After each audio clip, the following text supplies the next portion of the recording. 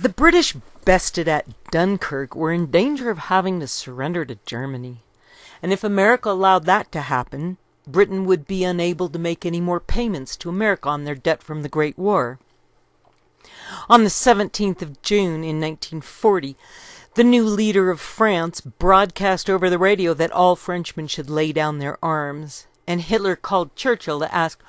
why it was taking so much time to deliver the paperwork that would make Britain and Germany friends and put an end to the war. And instead, Hitler was given a detailed list of all the equipment the British had left behind at Dunkirk, and Hitler was told that he needed to do one last favor for the Crown before they could be friends, and that was to go topple Stalin so the old intermarried royalty could be put back on the Tsar's throne. Churchill made this request because he thought that Hitler really wouldn't mind, and left behind at Dunkirk were 700 tanks, 2,500 large-caliber guns, 20,000 motorcycles, 40,000 trucks, and 500,000 tons of ammunition and equipment, especially radios, along with 11,000 machine guns, and 1,000 anti-tank guns, and 500 anti-aircraft guns. Most importantly, the French army had been put out of action, so they could no longer come to the aid of their friends in Russia. So how soon could the invasion of Russia begin? In France, there were still 4 British divisions that Rommel had bypassed, one of which was armored, and behind the lines they could do considerable damage if Hitler weren't willing to make a deal. So on the 22nd of June in 1940, the anniversary of the signing of the armistice from the Great War in Ferdinand Foch's railway carriage at Compiègne, Hitler agreed to invade Russia 1 year from that day, and Operation Barbarossa would commence right on schedule the following year, on the 22nd of June, while the British would help the Germans set up the Vichy government of France, because that's what friends were for. The British claimed 150,000 casualties with 27,000 killed, and the British also claimed 2 million prisoners of war were being held by the Germans, but the Germans did not know where they were and surmised that the English soldiers simply hadn't shown up for roll call. In 4 weeks, the French had lost 30 divisions, although the Germans had been involved in very little of the fighting, having been ordered to halt while the British were spearheading the conflict, and the French had lost 60,000 killed, with 1.5 million Frenchmen taken to Germany to be put into forced labor camps, and Britain now stood alone. When the Nazis had marched into France in May of 1940, the Germans thought the war was over, and Hitler had ordered the demobilization of most of the German army, sending them all out on liberty, while the British army had remained on high alert, especially those 4 divisions sitting in France.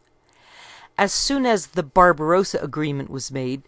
Churchill ordered the Royal Navy to sink the French fleet parked in Algeria in North Africa on the 3rd of July in 1940, killing 1,300 French sailors, even though the French had written orders to sail to America if the Germans tried to seize the fleet. During Operation Torch in 1942, the Vichy French would sink what was left of their fleet at Marseille on the 27th of November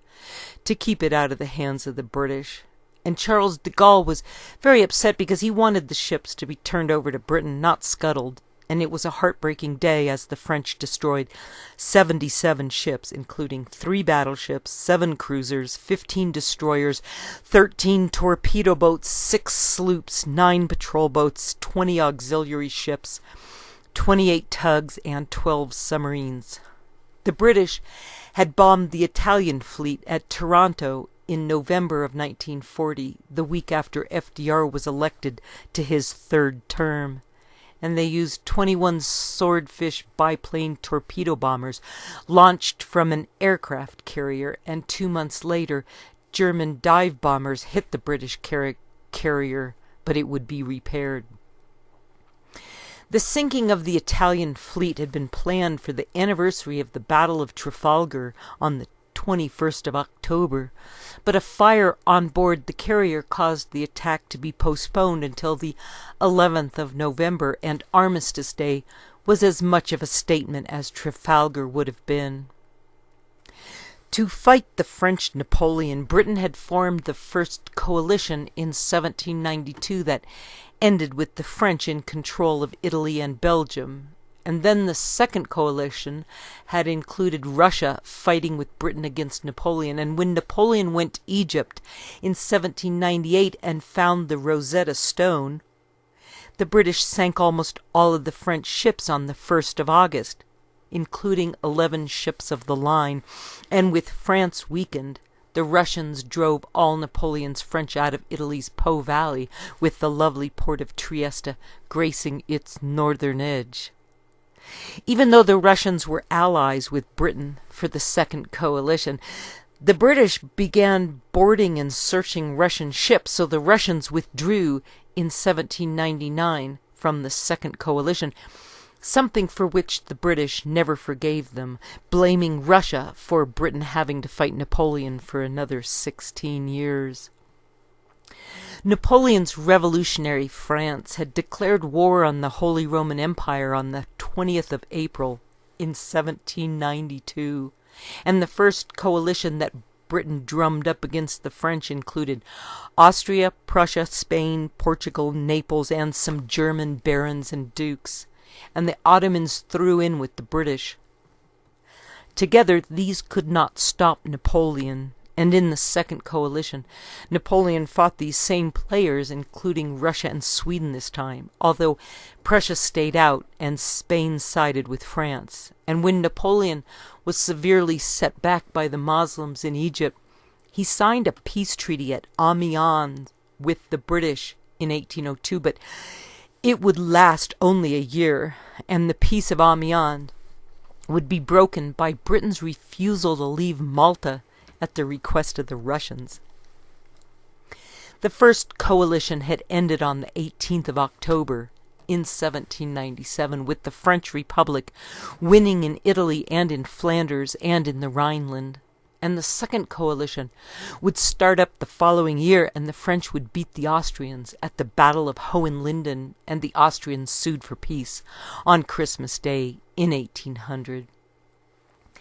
As a result of the Battle of Hohenlinden, Napoleon wanted to be recognized as the new Holy Roman Emperor, but instead he signed the Treaty of Luneville on the 9th of February in 1801, and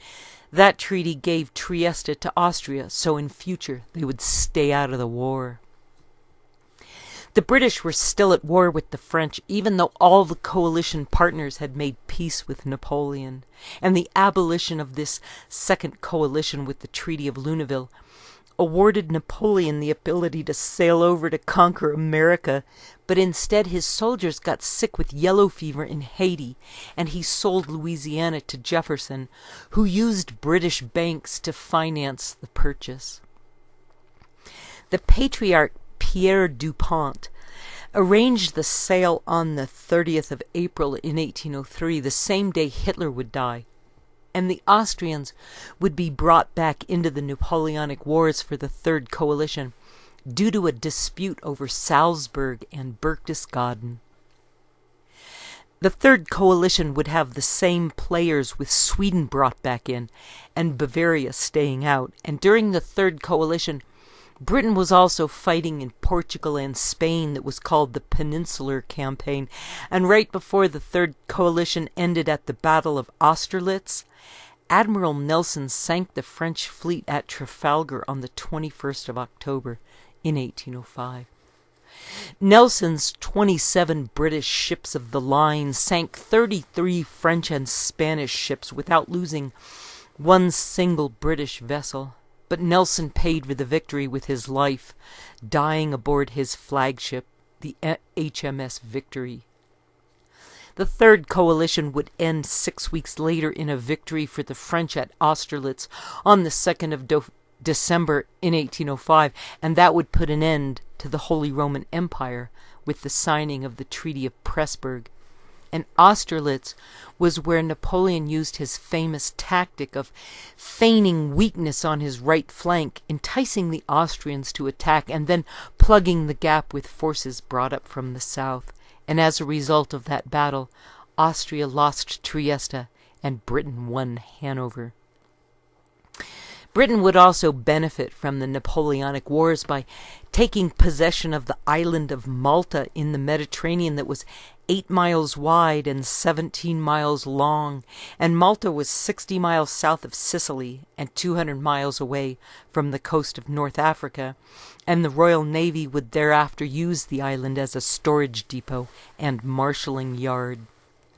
The Holy Roman Emperor had kicked the invading Muslims off the island of Malta during the Crusades, and Malta was supposed to be the island upon which St. Paul had been shipwrecked on his way to Rome, and the Tsar of Russia was the honorary head of the Order of St. John of Jerusalem that had been in charge of Malta since 1530. And after the Russians had abandoned the British during the Second Coalition, the Tsar's insistence that Britain leave Malta went unheeded. In 1530, the Holy Roman Emperor had given Malta to the Knights of St. John, who in return had agreed to bring the Holy Roman Emperor one Maltese peregrine falcon every year, and they'd done that until Napoleon conquered Malta on his way to shoot off the nose of the Sphinx with a cannon. When Napoleon arrived in Malta in June of 1798, the Grand Master had not welcomed him, allowing only 2 ships into the harbor at one time, so Napoleon made himself at home anyway, and most of the Knights of Malta fled to Russia, while the Grand Master moved to Trieste. Napoleon freed the slaves on Malta and set up schools and courts of law, and when Napoleon sailed away from Malta a few weeks later so he could invite the Egyptians to join the revolution, he took the treasure of the Knights of the Order of St. John with him, a hoard of gold and silver worth 6 million francs. When Nelson's fleet sunk Napoleon's ships on the 1st of August, in 1798, in Egypt at the Battle of the Nile, the treasure went to the bottom of Abu Qir Bay, and History Anonymous said, "It's still there." Napoleon had left behind 3,000 French soldiers on Malta, as well as dozens of administrators, and the British showed up 6 weeks after the Battle of the Nile to besiege the island of Malta for 2 long years, and the French would finally surrender in September of 1800 and were allowed to go back home to Marseille. The British stayed on the island and would end up owning Malta at the end of the Napoleonic Wars, and the British minimized Russia's influence over the Knights of Malta, but Catherine the Great had sent many naval officers from Russia to train with them, and she had frequent contact with the Maltese Knights because Russia had played such a large role during the Crusades, and many Orthodox Catholics were left behind in Turkey after the Orthodox Pope moved up to Moscow in 1325. The Imperial Russian Navy enjoyed sailing from the Black Sea through the Strait of Constantinople to visit the Knights of St. John on Malta, and for 1,000 years after the Emperor Constantine had made Christianity the law of all Roman lands, Constantinople had been the center of the Eastern Orthodox Church, with the Cathedral of Hagia Sophia at its heart, and Hagia Sophia meant holy wisdom.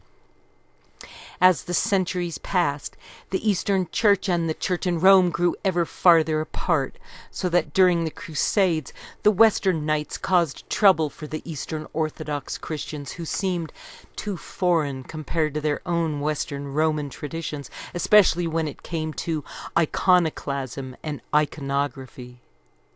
The Apostle Andrew was supposed to have traveled up the northern coast of the Black Sea to Kiev, and there he founded the church in the Ukraine that would convert Vladimir the Great in the year 988 after Christianity had been brought to the Kievan Rus.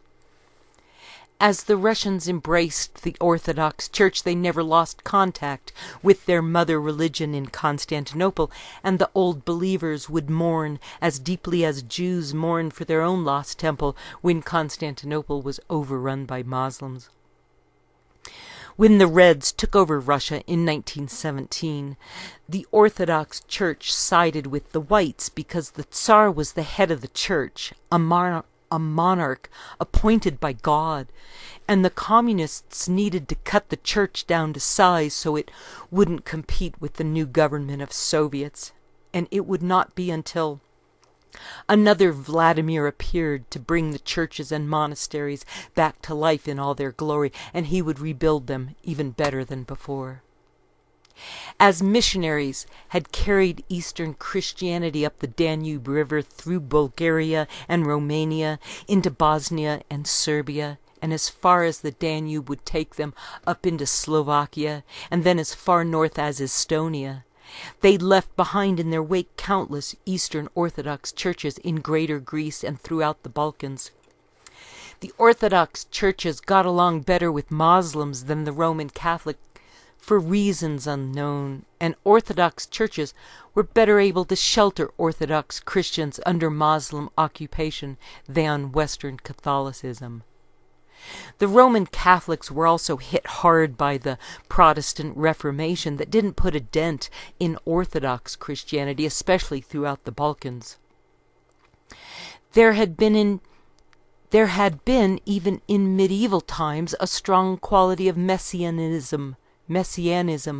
in Russian political theories. The Grand Dukes of Moscow had frequently pictured themselves as the heirs of Byzantium and their capital as another Rome. What more natural consequence of these theories than that Imperial Russia proclaim itself the champion of the Balkan Christian peoples, especially of the Russians' brother Slavs within the Turkish Empire? In the process, the Russians reasoned, they might also gain a long-desired strategic warm-water outlet on the Bosphorus and in Montenegro, a window on the Adriatic as well. The Balkans by Edmund Stillman and the editors of Life, New York, Life World Library, Time Incorporated, 1964, page 46. The Russian victory at Kursk in July of 1943 stopped the British from achieving their Balkan dreams, so there would be no train from Constantinople to Hanover without being stopped in Yugoslavia by Russian customs inspectors dressed in Russian army uniforms. On the 30th of October in 1941, FDR had approved $1 billion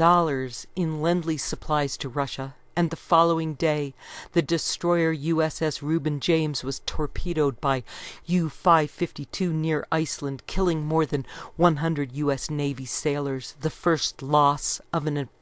American quote-unquote neutral warship. 2 weeks later, on the 12th of November in 1941,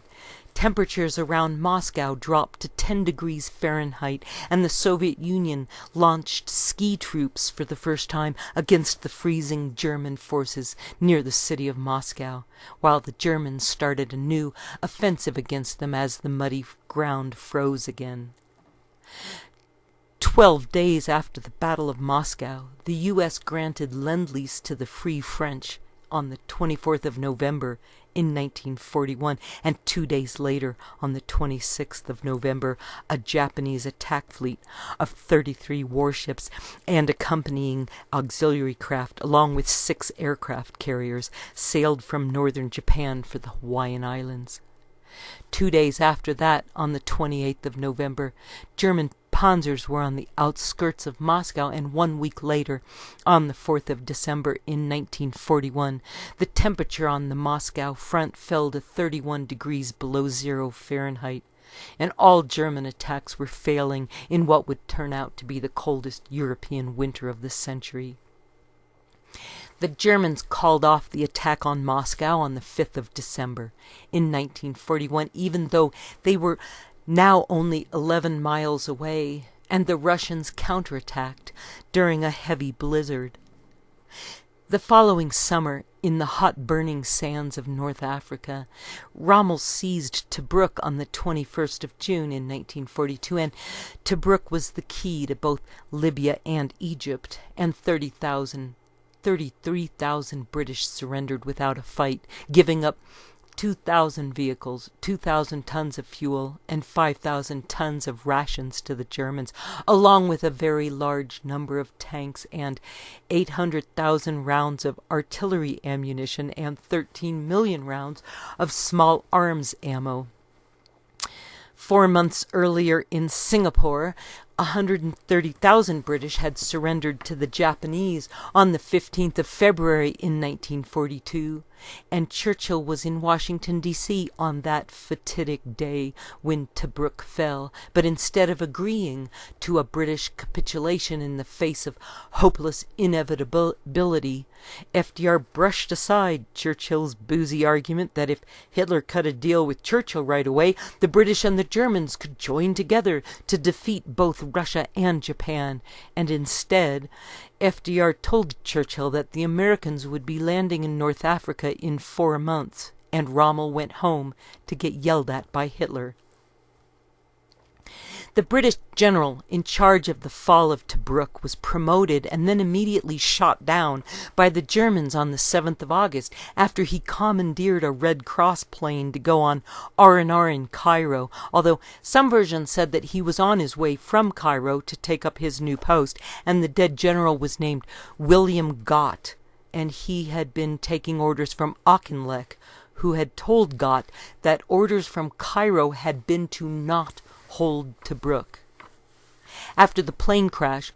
Monty was put in charge as Gott's replacement to lead the 8th Army, and Churchill delivered Monty in person to North Africa while Auchinleck was sent off to India to train new troops. Churchill appointed only generals who would take orders directly from him, so Churchill could run the war by himself without any outside interference, and he was on his way from Cairo to visit Stalin when Churchill had personally dropped Monty off on the 13th of August in 1942 after Gott had died in the plane crash, and the question remained why Gott hadn't been able to open the door when his plane caught fire, since, according to Wikipedia, quote, with both engines out, the pilot had made a successful crash landing, but 2 German Messerschmitt Bf-109 fighters attacked the crashed plane, strafing it until the Bombay was totally wrecked, close quote. The British had been using Malta as a personnel base and a supply yard, and Rommel was planning to invade Malta right after the fall of Tobruk in what he was calling Operation Hercules. But Hitler ordered Rommel to stand down from the attack on Malta. The Germans were within 60 miles of Alexandria, and the first thing Monty did at his new headquarters was to burn all the embassy papers.